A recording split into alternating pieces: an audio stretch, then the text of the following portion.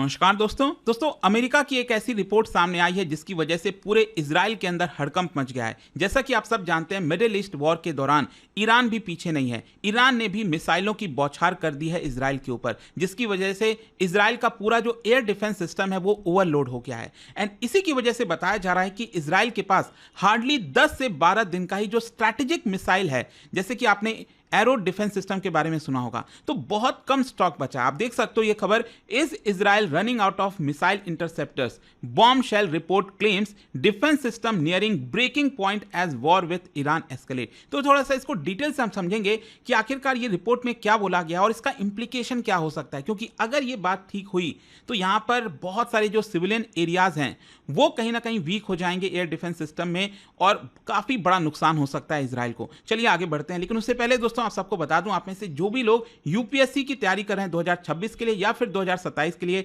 हमारा प्रतिज्ञा foundation batch जरूर अवेल करिए। कोई भी इसमें किसी भी प्रकार की डाउट हो तो हमारी टीम बैठी है यहां पर, इस फोन नंबर पर आप कॉल कर सकते हैं और आपके जो सारे डाउट्स हैं वो रिजॉल्व हो जाएंगे। चलिए शुरुआत करते हैं। सबसे पहले तो अगर हम बताएं तो इस समय ईरान और इजराइल का जो वॉर चल रहा है ये फुल स्केल में पहुंच चुका है। इट इज अ वॉर, मतलब इसमें कोई डाउट नहीं होना चाहिए कि हाँ अभी चीजें और बढ़ सकती हैं, कम हो सकती है। It's a war right now.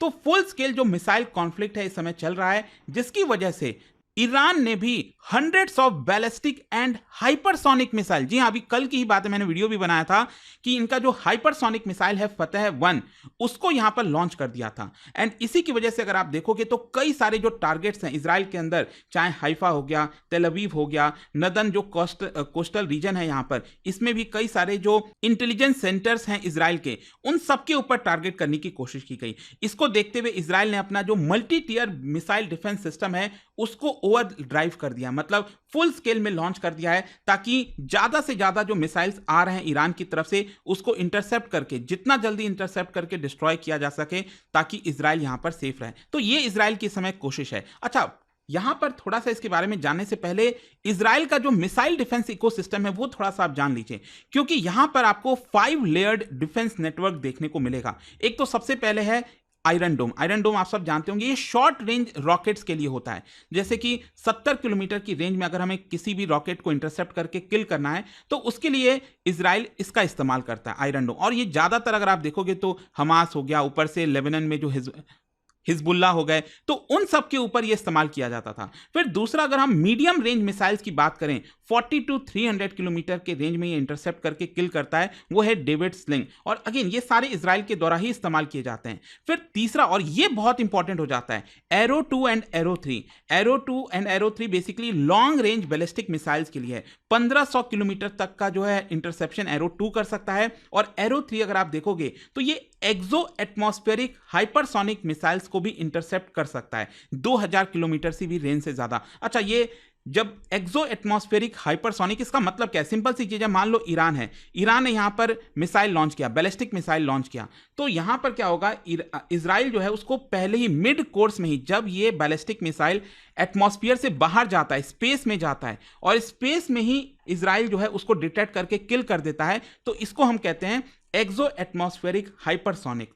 तो ये सारे इजराइल के लिए काफी इंपॉर्टेंट हो जाते हैं। और पांचवां यहां पर जो लेयर है वो आपको यूएसए के द्वारा जो डिप्लॉयड है थर्ड सिस्टम के बारे में आपने सुना होगा, पैट्रियट और थर्ड, तो ये हाई एल्टीट्यूड थ्रेट्स के लिए काम आता है। तो यूएसए ने भी एक तरह से मदद कर रहा है यहां पर इजराइल की। खैर, अब क्वेश्चन यहां पर यह है कि इसका फाइनेंशियल इंप्लीकेशन क्या होता है। देखो, जब भी कोई मिसाइल ईरान की तरफ से फायर किया जाता है इजराइल के ऊपर, और जब इजराइल उसको इंटरसेप्ट करता है और किल करता है, डिस्ट्रॉय करता है, तो एक एक का कॉस्ट आता है 2 से 3 मिलियन डॉलर। सोच के देखिए, मतलब डिपेंड करता है कि कौन से आपके डिफेंस सिस्टम का इस्तेमाल किया गया है, उसके हिसाब से 2 से 3 मिलियन डॉलर का कॉस्ट आता है एक मिसाइल को किल करने का। तो करंट रेट ऑफ डोजेस के हिसाब से अगर आप देखोगे, यूजेस के हिसाब से, तो यहां पर इजराइल जो है हर रात, मतलब एक दिन में $285 खर्च कर रहा है, 285 मिलियन डॉलर। इसका मतलब हुआ 2300 करोड़ रुपीस पर डे। और ईरान का जो लॉन्च रेट है, जिसमें वो प्रिसीजन टारगेट करने की कोशिश कर रहा है इजराइल के ऊपर, हाइपरसोनिक वेपन्स का इस्तेमाल कर रहा है, इसी की वजह से इजराइल ने अपने मल्टीपल इंटरसेप्टर्स पर थ्रेड जो है, मतलब कहने का मतलब यह हुआ कि इजराइल इस समय यह कोशिश कर रहा है कि 90% से ज्यादा जो मिसाइल्स हैं उसको डिस्ट्रॉय कर दिए जाएं, और कुछ ऐसे मिसाइल्स हैं जो कि खाली एरिया पर जाकर गिरते हैं तो उसको इजराइल छोड़ देता है, क्योंकि उसको इंटरसेप्ट करके फालतू का रुपए क्यों खर्च करना। तो यह समय आपको सिचुएशन देखने को मिलेगा।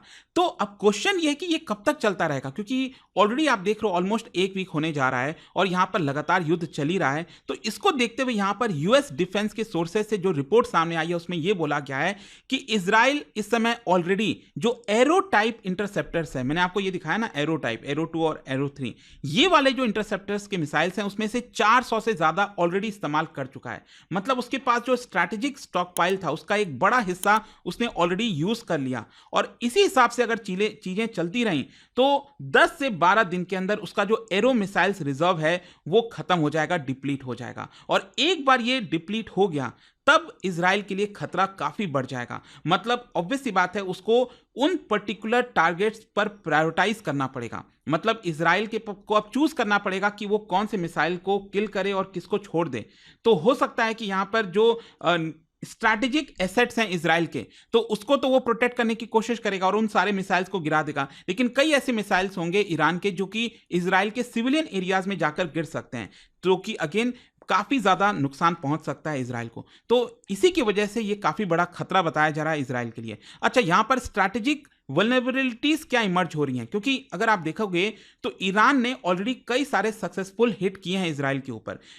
ऐसा नहीं है, देखो इजराइल तो कर ही रहा है ईरान के ऊपर, लेकिन ऐसा नहीं है कि ईरान पीछे है। ईरान अगर आप देखोगे तो ऑलरेडी इजराइल का जो हाइफा है वहां पर जो ऑयल फैसिलिटी है उसके ऊपर डैमेज पहुंचाया। इसके अलावा जो नदन इंटेलिजेंस बेस है उसके ऊपर भी यहां पर एक प्रकार से हमला किया। पब्लिक पैनिक हो रही है, फटीग हो रहा है एक प्रकार से, लगातार सायरन वगैरह जो बज रहे हैं, तो लोग भी यहां पर परेशान हैं। और ये सब क्यों हो पा रहा है? इट इज बिकॉज यहां पर जो ईरान है वो काफी स्ट्रैटेजिक तरीके से प्ले कर रहा है। ऐसा नहीं है कि मान लो पूरे दिन भर में धीरे धीरे करके हर आधी घंटे पे एक एक दो दो मिसाइल छोड़ते जाओ, ऐसा नहीं। ईरान भी क्या कर रहा है, यहां पर एक बार में ही आधी घंटे के अंदर अंदर 100 से 150 मिसाइल लॉन्च कर दो। तो इससे होगा क्या कि 100 से 150 जब आप लॉन्च करोगे एक साथ, तो हो सकता है कि 100 मिसाइल्स यहां पर इंटरसेप्ट कर ली जाएं, डिस्ट्रॉय कर ली जाएं, और बाकी के 25 से 50 मिसाइल जो हैं वो इजराइल के सिटीज में जाकर गिर जाएं, तो जिसकी वजह से नुकसान ज्यादा होगा। फिर इसके अलावा यहां पर हाइपरसोनिक की मैंने आपको बताया दिया, हाइपरसोनिक का भी अब इस्तेमाल कर लिया ईरान ने, जिसका मतलब स्पीड भयानक होती है। और इसके अलावा यहां पर जो पूरा डिफेंस सिस्टम है, रडार सिस्टम है इस समय इजराइल का, वो काफी स्ट्रेस में आ चुका है। अच्छा, यहां पर अब क्वेश्चन यह है कि अमेरिका क्या कर रहा है, क्या ट्रंप इन्वॉल्व होंगे, क्या ट्रंप यहां पर मदद करेंगे? ऑब्वियस सी बात है, मदद तो पीछे से चली रही है। इसको देखते हुए, क्योंकि काफी स्ट्रेस हो गया है इजराइल के डिफेंस सिस्टम पर, यूएसए ने क्या किया है, अपना जो थर्ड बैटरीज है और जो डिस्ट्रॉयर्स है उसको मेडिटेरेनियन में खड़ा कर दिया, ताकि यूएस भी अपने मिसाइल्स का इस्तेमाल कर रहा है इजराइल को प्रोटेक्ट करने के लिए। फिर इसके अलावा यहां पर बोला यह भी जा रहा है कि यूरोपियन और नेटो बेसेस से जो ऑलरेडी स्टॉक पाइल पड़ा हुआ था वहां पर, तो वहां से उसको भेजा जा रहा है इजराइल। लेकिन अब प्रॉब्लम इसमें यह है कि इसको आने में अभी 2 से 3 वीक लग जाएंगे। जो एरो टाइप सिस्टम है उसको आने में 2 से 3 हफ्ते लग जाएंगे, और यहां पर स्टॉक पाइल कितना बचा हुआ है, हार्डली 12 दिन का।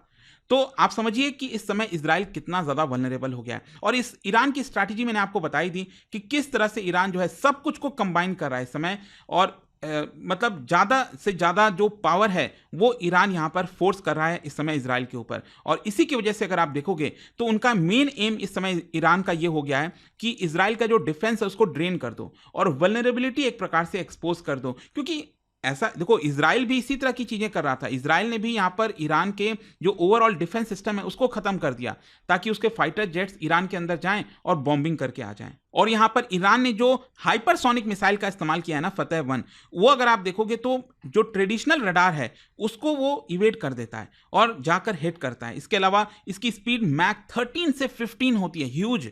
और इसके अलावा यहां पर जो ट्रेजेक्ट्री है वो मिड फ्लाइट में ही आप चेंज कर सकते हो, और इजराइल इसकी वजह से कंफ्यूज हो सकता है कि ये किधर जानकर गिरने वाला है मिसाइल। तो इसलिए हाइपरसोनिक मिसाइल का अलग ही रोल हो जाता है। खैर, क्वेश्चन अब यह है कि आगे क्या, फ्यूचर सिनेरियोज में क्या हो सकता है। अगर मान लो यूएस अपना रीसप्लाई सक्सीड कर देता है, मतलब रीसप्लाई जल्द से जल्द भेज देता है इजराइल के पास, तब तो चीजें स्टेबलाइज हो जाएंगी इजराइल की। फुल स्पेक्ट्रम जो डिफेंस है वो मेंटेन रहेगा इजराइल का। और ईरान के पास जिस तरह से एक एलिमेंट ऑफ सरप्राइज का एडवांटेज आता जा रहा है वो लूज कर देगा। और इसके साथ साथ यहां पर जो कॉन्फ्लिक्ट है वो डी एस्केलेट से डिप्लोमेसी की तरफ जा सकती है। फिर इसके साथ साथ अगर मान लीजिए पूरा एरो मिसाइल सिस्टम खत्म हो जाता है इजराइल का 10 से 12 दिन के अंदर, तो अगेन यहां पर आप देखोगे तो इजराइल को काफी नुकसान हो सकता है। उनके जो सिविलियन एरियाज हैं वो काफी वल्नरेबल हो जाएंगे और इसकी वजह से इजराइल के भी जो लोग हैं हो सकता है वो भी सड़कों पर आ जाएं और अलग अलग डिमांड करने लगें कि हो क्या रहा है। वर्स्ट के सिनारियो में अगेन यहां पर यही है कि ईरानियन मिसाइल्स जो हैं वो इजराइल के न्यूक्लियर और केमिकल फैसिलिटी पर हमला कर सकते हैं और मैसिव सिविलियन और एनवायरमेंटल डिजास्टर का बड़ा खतरा है इस समय। तो काफी कुछ इस समय देखने को मिल रहा है। देखो अल्टीमेटली कंक्लूजन यही निकलता है कि इजराइल का जो जाना जाता है ना अपना डिफेंस शील्ड के बारे में, इजराइल वो इस समय अपने इतिहास में सबसे ग्रेटेस्ट टेस्ट फेस कर रहा है। बहुत बड़ा टेस्ट है इस समय इजराइल के लिए और हर रात 285 मिलियन डॉलर लूज करता जा रहा है। तो 10 से 12 दिन का ही इनके पास इंटरसेप्टर्स बचा है। तो रेस अभी इस समय सिर्फ ईरान के मिसाइल्स को लेकर नहीं है इजराइल के लिए, यहां पर टाइम, इकोनॉमिक्स और ग्लोबल डिप्लोमेसी कई चीजों को इस समय फेस करना पड़ेगा। अब देखते हैं क्या होता है इसको लेकर आगे। बट जाने से पहले आप सबके लिए एक इंटरेस्टिंग क्वेश्चन है, क्या आप बता सकते हो इजराइल का डायरेक्ट एक्सेस कौन से वाटर बॉडीज में है? आपको यह बताना है इन ऑप्शंस में से। इसका राइट आंसर आप सब जानते हैं, मेरे इंस्टाग्राम पर तो मिलेगा ही, वहां पर अगर आप नहीं, कोई बात नहीं, टेलीग्राम से ले सकते हैं इसका सही उत्तर। और सबसे इंपॉर्टेंट दोस्तों, अगर आप यूपीएससी की तैयारी कर रहे हैं, कोई भी डाउट हो प्रतिज्ञा बैच से रिलेटेड, इस नंबर पर कॉल करिए और या फिर डायरेक्टली जो लिंक दिया है कमेंट सेक्शन में वहां पर जाइए और यूज करिए ये code Ankit live to get maximum discount. हमारा जो नया बैच है वो 23 जून से स्टार्ट हो रहा है। दोस्तों एक बड़ी खुशखबरी है, P2I फाउंडेशन 2026 प्रतिज्ञा बैच अब हो चुका है लाइव और नया बैच 23 जून से स्टार्ट हो रहा है। यह सिर्फ एक कोर्स नहीं, यह है एक कंप्लीट रोड मैप जो आपको जीरो से IAS ऑफिसर बनने तक लेकर जाएगा। Step by step guidance, full mentorship के साथ फीचर्स जो बनाते हैं प्रतिज्ञा बैच को सबसे खास। 1000+ आवर्स की लाइव क्लासेस इंडिया के टॉप एजुकेटर्स के साथ, हर स्टूडेंट के लिए 1-to-1 personal mentorship, hand written notes, smart और क्विक रिवीजन के लिए, PRP and MRP, residential programmes for prelims और मेंस। और दोस्तों यह सब कुछ के साथ मिलता है क्लियर करो प्रीलिम्स, पूरा फीस रिफंड पाओ, मंथली टॉपर्स को 11,000 रुपीज तक कैश रिवॉर्ड। और हाँ, सुबह से कई स्टूडेंट के मैसेज आए लेकिन 10 जून के बैच अब क्लोज हो गया है, तो सुन लीजिए 23 जून से वही बैच दोबारा स्टार्ट हो रहा है सिर्फ आपकी डिमांड पर। इसको लेने के लिए आप क्लिक कर सकते हैं कमेंट सेक्शन में लिंक को और यूज करना है आपको code Ankit live ANKITLIVE checkout के समय, ताकि आप मैक्सिमम डिस्काउंट पर इस बैच को ले सकें। सीट्स लिमिटेड हैं और बहुत तेजी से भर रही हैं, तो देर मत कीजिए, आज ही शुरू कीजिए अपनी IAS की जर्नी विद प्रतिज्ञा। Every single book which have toppers suggested, but nothing worked for me. I was like कि नहीं होगा, छोड़ देते हैं, नहीं हो रहा है तो क्या फायदा इनको दोबारा पढ़ने से। I would like to thank Study IQ. I got connected to Study IQ. Study IQ ने मेरा मेंस तक मैंने साथ दिया, उसके बाद भी उन्होंने मेरा साथ नहीं छोड़ा। And I have taken this mock at Study IQ. And I would recommend Study IQ. Yes, I will recommend, definitely recommend Study IQ.